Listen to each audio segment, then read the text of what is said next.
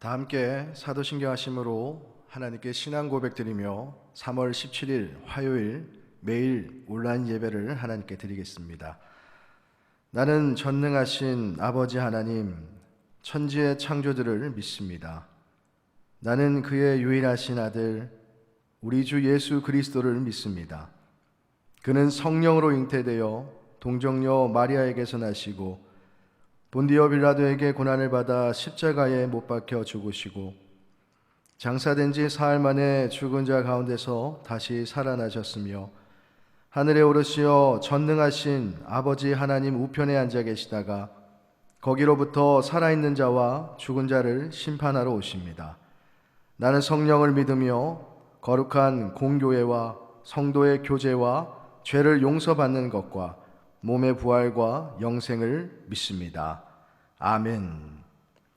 찬송가 290장입니다.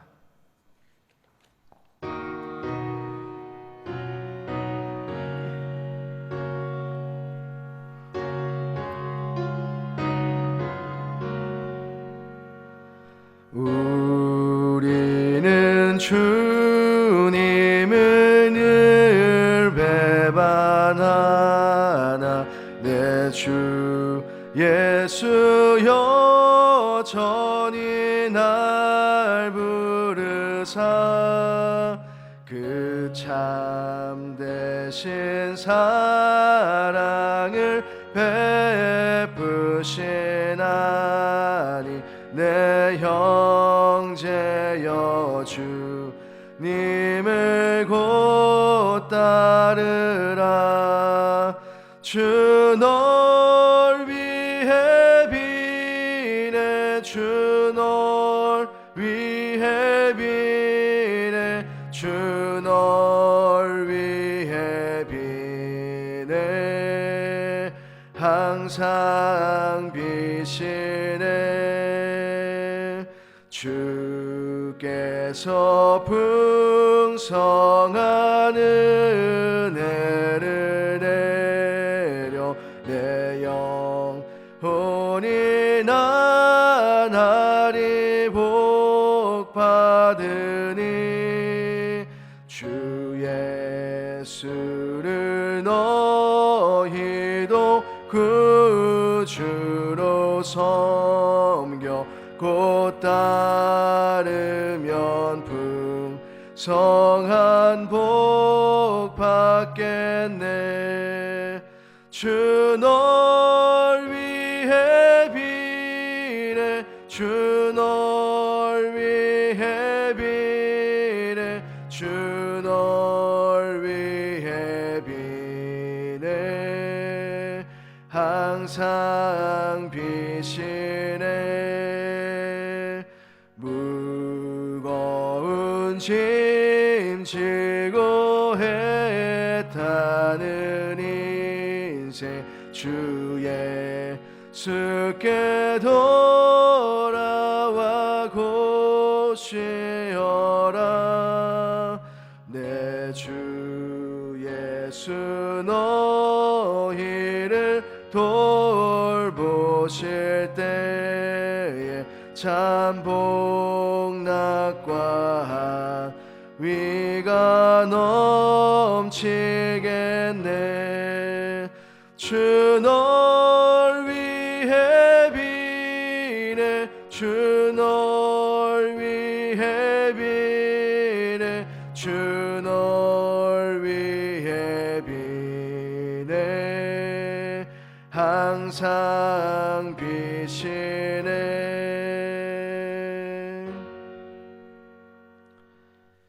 기도드리겠습니다. 사랑하는 주님, 죄인 중에 개수와 같은 저희들을 불쌍히 여기시고 오늘도 거룩한 처소를 구별하여 드리는 매일 온라인 예배를 통하여 십자가의 능력과 회복과 치유와 죄사함의 은총을 부어주시니 감사를 드립니다. 오늘도 부족하고 연약하기에 온전히 주님만을 의지할 수밖에 없습니다. 사슴이 시냇물을 찾기에 갈급함같이 우리의 영혼이 주를 찾을 때 오늘 하루도 정한 마음을 창조하시고 우리 안에 정직한 영을 새롭게 하여 주셔서 주님이 기뻐하시는 아름다운 성전이 되게 하여 주시옵소서. 사순절을 지내고 있습니다. 연례 행사를 치르듯 습관처럼 대하지 않게 하여 주시고 나를 위해 생명 주신 예수님의 사랑과 희생을 깊이 묵상하며 우리 또한 예수님처럼 하늘의 밀과 같은 삶으로 이 땅 가운데 그리스도의 향기를 전파하게 하여 주시옵소서. 코로나 바이러스로 인하여 팬데믹이 선언되며 전 세계적으로 수없는 이들이 아픔과 불안 가운데 처해 있습니다. 악한 바이러스가 하루속히 소멸되게 하여 주시고 간절히 바라기는 이러한 시간들을 통하여 오히려 전 세계 모든 이들이 하나님을 구하고 하나님을 찾고 하나님을 만날 수 있는 축복의 통로가 되게 하여 주시옵소서. 또한 열악한 환경 가운데 사투를 벌이고 있는 의료진들과 관계자들을 기억하시고 주의 날개 그늘 아래서 눈동자와 같이 지키고 보호하여 주시옵소서. 이 시간도 우리를 향하신 하나님의 말씀을 듣습니다. 모든 것이 합력하여 선을 이루시는 하나님의 역사 가운데 우리의 믿음과 순종을 심게 하시고 날마다 풍성한 결실을 맺어가는 복된 삶의 주인공들이 다 되게 하여 주시옵소서. 감사드리며 예수님의 이름으로 간절히 기도드립니다. 아멘. 오늘 함께 나눌 말씀은 요한복음 21장 1절에서 14절까지의 말씀입니다. 그 후에 예수께서 디베랴 호수에서 또 제자들에게 자기를 나타내셨으니 나타내신 일은 이러하니라. 시몬 베드로와 디두모라 하는 도마와 갈릴리 가나 사람 나다나엘과 세베대의 아들들과 또 다른 제자 둘이 함께 있더니 시몬 베드로가 나는 물고기 잡으러 가노라 하니 그들이 우리도 함께 가겠다 하고 나가서 배에 올랐으나 그날 밤에 아무것도 잡지 못하였더니 날이 새어갈 때에 예수께서 바닷가에 서셨으나 제자들이 예수이신 줄 알지 못하는지라. 예수께서 이르시되 얘들아 너희에게 고기가 있느냐 대답하되 없나이다. 이르시되 그물을 배 오른편에 던지라. 그리하면 잡으리라 하시니 이에 던졌더니 물고기가 많아 그물을 들 수 없더라. 예수께서 사랑하시는 그 제자가 베드로에게 이르되 주님이시라 하니 시몬 베드로가 벗고 있다가 주님이라 하는 말을 듣고 겉옷을 들은 후에 바다로 뛰어내리더라. 다른 제자들은 육지에서 거리가 불과 한 50칸쯤 되므로 작은 배를 타고 물고기 든 그물을 끌고 와서 육지에 올라보니 숯불이 있는데 그 위에 생선이 놓였고 떡도 있더라. 예수께서 이르시되 지금 잡은 생선을 좀 가져오라 하시니 시몬 베드로가 올라가서 그물을 육지에 끌어올리니 가득히 찬 큰 물고기가 153마리라. 이같이 많으나 그물이 찢어지지 아니하였더라. 예수께서 이르시되 와서 조반을 먹으라 하시니 제자들이 주님이신 줄 아는 고로 당신이 누구냐 감히 묻는 자가 없더라. 예수께서 가셔서 떡을 가져다가 그들에게 주시고 생선도 그와 같이 하시니라. 이것은 예수께서 죽은 자 가운데서 살아나신 후에 세 번째로 제자들에게 나타나신 것이라. 아멘. 오늘도 함께 예배드리시는 모든 분들에게 하나님의 은혜와 평강이 가득하시길 예수님의 이름으로 간절히 축원합니다. 오늘 본문이 기록된 요한복음은 사실상 20장 29절로 끝이 납니다. 그리고는 요한이 왜 이 복음서를 기록했는지 그 목적에 관하여서 30절에서 31절을 통해 설명하고 있는데요. 제가 읽어드리겠습니다. 예수께서 제자들 앞에서 이 책에 기록되지 아니한 다른 표적도 많이 행하셨으나 오직 이것을 기록함은 너희로 예수께서 하나님의 아들 그리스도이심을 믿게 하려 함이요 또 너희로 믿고 그 이름을 힘입어 생명을 얻게 하려 함이니라. 이렇듯 요한복음이 기록된 그 목적이 설명되고 난 뒤에 21장을 보니까 어떠한 말로 시작되고 있습니까? 그 후에, 헬라어로 메타타우타인데요. 이것은 특정한 시간이 아니라 어느 정도의 시간이 경과하였음을 나타내는 관용적 표현으로 사용되는 말입니다. 다시 말해 요한은 20장에서 이 복음서를 일단락 지은 후에 어느 정도의 시간이 흘렀는지는 알 수 없겠지만 다시금 필요에 따라 21장의 내용을 추가했던 것입니다. 그렇다면 요한은 어떠한 목적으로 21장의 내용을 지금 첨언하고 있을까요? 학자들의 의견이 분분하겠지만 그 가운데 공통되는 그 한 가지 이유, 예수님을 부인했던 베드로를 비롯한 제자들의 신앙이 부활하신 예수님을 만남으로 말미암아 완전히 회복되는 그 경위를 보여주기 위함입니다. 그러한 맥락에서 오늘 설교를 준비하다가 떠올랐던 한 사람이 있습니다. 그 사람은 삼손인데요. 사사기 13장 5절을 보게 되면 여호와의 사자가 앞으로 출생하게 될 삼손에 관하여서 이렇게 예언을 하고 있습니다. 이 아이는 태에서 나옴으로부터 하나님께 바쳐진 나실인이 됨이라. 그가 블레셋 사람의 손에서 이스라엘을 구원하기 시작하리라. 삼손은 블레셋 사람의 손에서 이스라엘을 구원하기 위하여 태어났습니다. 그런데 그런 삼손이 타락했던 거죠. 타락하며 하나님께서 주신 사명과는 정반대의 길로만 달려가게 되었습니다. 그 결과 블레셋 사람들에게 붙잡히게 되었고 또 머리털이 밀리게 되었고 눈이 뽑히고 짐승처럼 옥에서 맷돌을 돌리는 그런 나락에 처하게 되었습니다.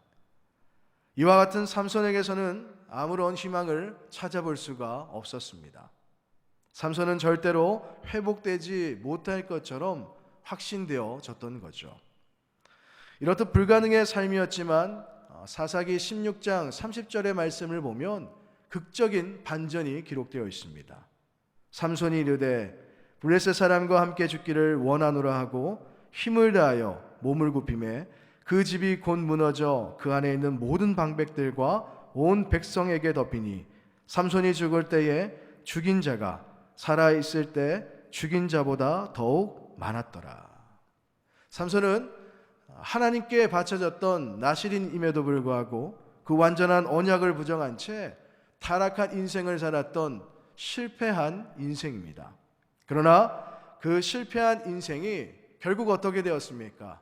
자신에게 부여된 그 사명을 완수하게 됩니다.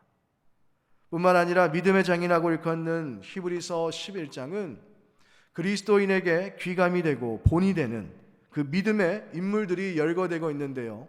32절에 보게 되면 삼손의 이름이 기록되어 있습니다. 여러분, 이것이 무엇을 의미할까요?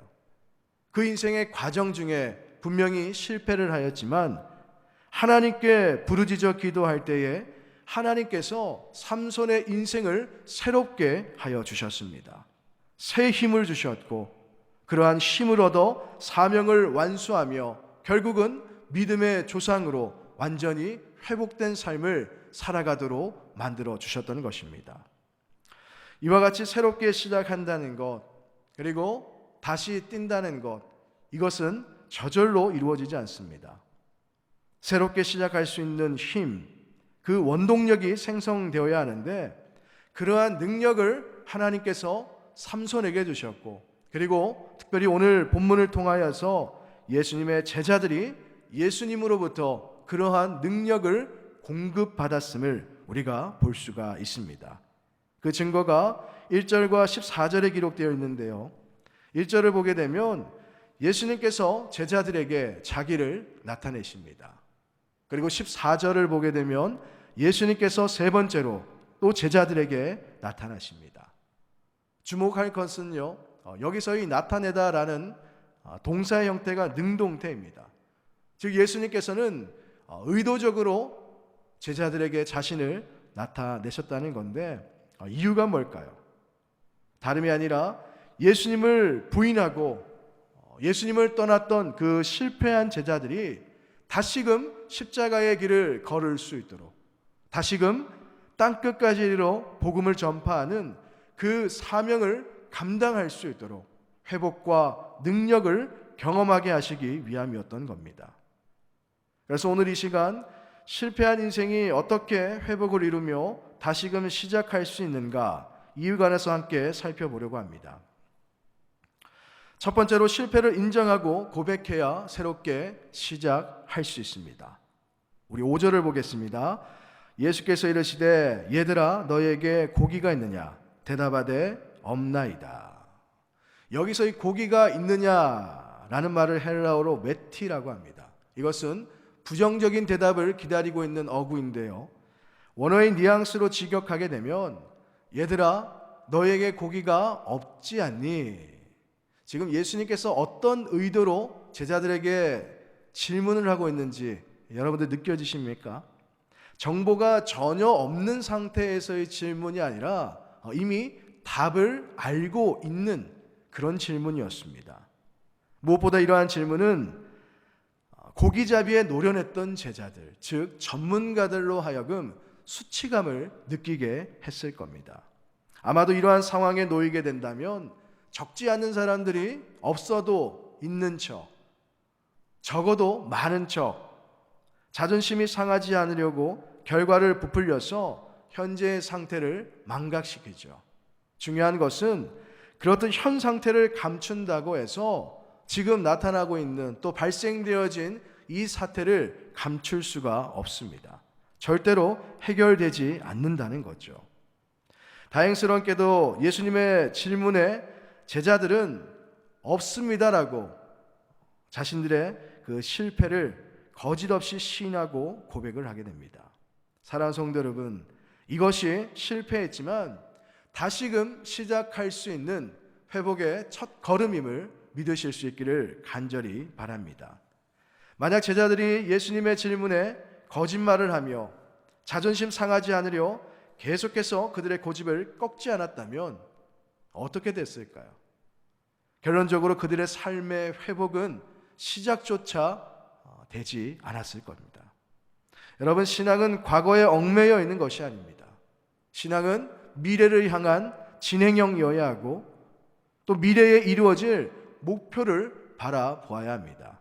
그러기에 사도 바울도 빌립보서 3장 13절을 통하여서 뒤에 있는 것은 잊어버리고 앞에 있는 것, 곧 하나님이 위에서 부르신 부름의 상을 위하여 내가 달려간다라고 그렇듯 고백을 했던 것입니다. 분명히 실패한 과거를 교훈으로는 삼아야 하겠지만 그러나 그러한 과거에 붙잡혀서는 안 됩니다. 히브리서 4장 16절의 말씀과 같이 우리가 불쌍히 여김을 받고 때를 따라 도우시는 그 은혜를 받기 위하여 날마다 하나님의 보좌로 가까이 나아가 우리의 모든 삶의 실패를 주님 앞에 다 내려놓을 수만 있다면 그때부터 우리 주님께서 우리의 삶 가운데 새로운 성공, 또 새로운 걸음, 새로운 대안을 열어두셔서 다시금 하나님의 영광을 위한 그 능력에 있는 삶으로 반드시 회복시켜 주실 것입니다. 이러한 회복의 역사를 날마다 경험하시는 사랑하는 모든 성도님들 되실 수 있기를 예수님의 이름으로 간절히 축원합니다. 두 번째로 하나님의 말씀에 순종해야 됩니다. 우리 6절을 보시겠습니다. 이르시되 그물을 배 오른편에 던지라 그리하면 잡으리라 하시니 이에 던졌더니 물고기가 많아 그물을 들 수 없더라. 밤부터 날이 새어갈 때까지 한 마리의 물고기도 잡지 못한 그 제자들을 향하여서 예수님께서는 그물을 배 오른편에 던지라 그렇게 말씀을 하셨습니다. 이에 관하여서 18세기 위대한 성경 주석가였던 매튜엘리는 여기서의 배 오른편을 제자들이 지금까지 그물을 던지던 방향의 반대쪽이다라고 그렇게 이야기를 합니다. 물론 이러한 해석만이 결단코 옳다라고는 할 수 없겠지만 분명한 것은 예수님께서 지목하신 방향은 전지하신 하나님만이 알고 있는 그물을 들 수 없을 정도의 물고기, 즉 153마리라는 그 풍성한 결실을 맺게 하시는 하나님의 절대적 영역이었던 것입니다. 이러한 하나님의 영역을 경험하기 위해서 우리에게 무엇이 필요할까요? 나의 지식, 나의 경험, 내가 가진 물질, 내가 열심으로 구축한 인맥 아닙니다. 하나님의 영역, 하나님의 전능하심을 경험하기 위해 필요한 것은 오직 말씀에 대한 순종입니다. 예수님께서 그물을 배 오른편에 던지라 그렇게 말씀하셨다면 우리는 그저 배 오른편에 믿음으로 그물을 던지는 순종함이 있어야 한다는 것입니다. 미국 크리스포인트 교회의 필트 윌슨 목사님께서 두려움이 속삭일 때라는 책을 쓰셨는데요, 이 책에서 이렇게 말씀을 하십니다. 우리가 지금 믿고 있는 것들을 꽉 붙잡고 있는 한 하나님이 뻗으신 손을 잡을 수 없다. 하나님 외에 영원한 것은 없다. 당신이 꼭 부여잡고 있는 물건이나 사람, 상황은 다 언젠가 당신의 손 위에서 한 줌의 모래로 변해버릴 것이다. 당신을 떠나지도 버리지도 않겠노라 약속하신 하나님, 그분의 손을 붙잡으라. 사랑하는 성도 여러분, 한 줌의 모래로 변해버릴 내가 꼭 부여잡고 있는 그것을 내려놓고 하나님의 손을 붙잡는 것, 그것이 바로 순종입니다. 그런데 내가 꼭 부여잡고 있는 것을 내려놓기가 쉬울까요? 아니죠. 편하지 않습니다. 쉽지 않습니다. 때로는 나의 자존심이, 때로는 나의 부끄러움이, 때로는 나의 교만이나 나의 지식이나 경험이 하나님의 손을 붙잡지 못하도록 방해를 하게 될 겁니다. 그러나 그럼에도 불구하고 내가 부여잡고 있는 것을 우리는 반드시 내려놓아야 됩니다. 그렇듯 하나님을 절대적으로 신뢰하며 하나님의 손을 붙잡는 그러한 순종이 있을 때에 오늘 본문에서 기록된 제자들이 경험했던 그 놀라운 기적과 회복의 역사를 우리 또한 경험하게 되는 것입니다. 열왕기하 5장에 보면 아람 왕의 군대 장관 나아만의 사건이 기록되어 있습니다. 나아만은 왕의 총애를 받는 사람이었고 권력과 명예와 소유에 관하여서도 남부러울 것이 없었던 그러한 사람이었습니다. 그러나 심각한 문제가 하나 있었죠. 그것은 나병이라는 불치병입니다. 이러한 불치병 앞에 그가 할 수 있는 일이란 아무것도 없었습니다. 그러던 중에 전쟁 중에 잡혀온 이스라엘 여종을 통하여서 엘리사 선지자에게 도움을 구하면 나아만의 그 불치병을 고침받을 수 있을 것이다 라는 이런 희망의 소식을 전해 듣게 됩니다. 그 말을 들은 나아만은 엘리사를 찾아갔습니다. 그런데 엘리사는 집 밖으로 나와보지도 않고 그저 사람을 나아만에게 보내어서 요단강에 가서 몸을 7번 씻으면 문둥병이 깨끗이 나을 것이다 라는 이런 말만 전했던 거죠. 열왕기하 5장 11절을 보면요, 나아만이 생각했던 시나리오는 이것입니다. 내 생각에는 엘리사가 내게로 나와서서 그의 하나님 여호와의 이름을 부르고 그의 손을 그 부위 위에 흔들어 나병을 고칠까 하였도다.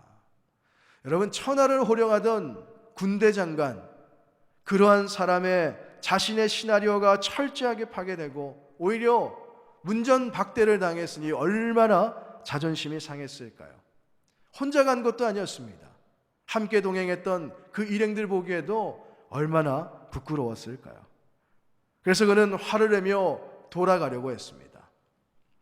그런데 그 순간 부하들이 불치병이 치료될 수만 있다면 이것보다 더 어려운 일을 하라고 한다 하더라도 해야 하지 않겠냐, 그렇게 나아만에게 권면했더니 결국 나아만은 엘리사의 말대로 요단강에 가서 몸을 7번 씻었습니다. 그러자 나아만의 그 나병은 깨끗하게 고침을 받게 되었던 거죠. 만약에 나아만이 끝까지 자신의 내면 속에서 발생되었던 그 자존심을 부여잡았다면, 사람들 보기에 수치를 당하고 또 부끄러움을 당했던 자신의 감정을 그대로 부여잡은 채 화를 내며 하나님의 손을 붙잡지 않았다면 그는 결단코 그 나병에서, 그 불치병에서 회복되지 못했을 것입니다. 그러한 맥락에서 청교도의 거장 토마스 왓슨은 하나님께 순종하는 것은 우리의 의무라기보다는 우리의 특권이다. 하나님은 우리에게 유익이 되는 것만을 명령하시기 때문이다 라고 그렇게 말을 했습니다. 그렇습니다. 당장은 우리의 머릿속으로 이해되지 않고 또한 우리의 눈으로 볼 수는 없다 할지라도 결국은 우리들의 유익을 위하여서 하나님께서는 오늘도 우리들에게 끊임없이 순종을 요구하십니다. 오늘 본문의 제자들은 예수님께서 찾아오시기 전까지 실패자였습니다. 그러나 그들은 예수님의 말씀에 순종하며 다시 하나님의 영역으로 복귀했고 그 결과 회복과 기적의 역사를 경험할 수 있게 되었습니다. 이처럼 삶이 회복되고 하나님의 역사를 경험케 하는 그와 같은 순종함이 사랑하는 모든 성도님들의 삶 가운데서도 날마다 이행되실 수 있기를 예수님의 이름으로 간절히 축원합니다. 이제 말씀을 맺겠습니다. 저와 여러분들은 심히 연약합니다. 완전히 선 줄 알았으나 곧잘 넘어지는 존재죠. 많은 것을 잡은 줄 알았지만 늘 놓치는 존재입니다. 또 많은 것을 소유한 것 같으나 우리의 인생을 돌아보면 아무것도 소유하지 못했던 그와 같은 존재가 바로 우리들입니다. 그러기에 나의 연약함과 실패를 부끄러워하는 것이 아니라 우리가 적극적으로 주님께 도움을 구할 수 있기를 바랍니다. 그래야 할 때에 우리를 향하신 하나님의 명령과 뜻이 있습니다. 그때 내가 꼭 부여잡고 있는 것들을 다 내려놓고 하나님의 손을 붙잡으며 순종하실 수 있기를 간절히 바랍니다. 그 순종을 통하여 여러분들의 삶은 반드시 회복될 것입니다. 그 순종을 통하여 여러분들은 반드시 하나님의 기적을 체험하게 될 줄로 믿습니다. 이와 같은 회복의 역사, 기적의 역사가 하나님의 말씀에 순종함으로 살아가는 여러분 모두의 삶 가운데 이루어지실 수 있기를 예수님의 이름으로 간절히 축원합니다. 아멘. 우리 함께 기도드리겠습니다. 거룩하신 주님, 저희들의 삶도 제자들과 별반 다르지 않습니다. 늘 주님과 동행하는 듯 하나 주님을 배신하기도 하고 주님만 사랑하는 것 같으나 세상 또한 사랑하며 살아가기도 합니다. 그러기에 매일의 삶 가운데 말씀과 기도로 주님과의 만남을 이루게 하시고 우리들 각자에게 주시는 하나님의 말씀에 순종하며 회복의 역사, 기적의 역사, 풍성한 결실의 역사를 이루도록 은혜를 더하여 주시옵소서. 사랑하는 성도님들의 가정과 직장과 삶의 지경 가운데 다함이 없는 주의 사랑과 평안이 가득하게 하시고 간절함으로 드려지는 모든 기도 가운데 넘치도록 응답하여 주시옵소서. 감사드리며 예수님의 이름으로 간절히 기도드립니다. 아멘. 찬송가 313장입니다.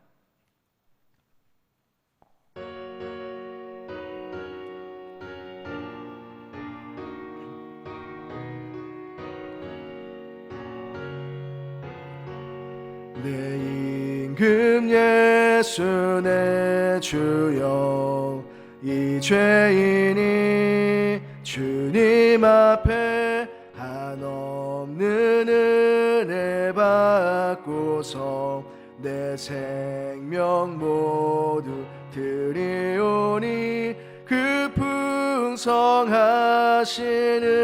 총을 주 내게 내려주소서.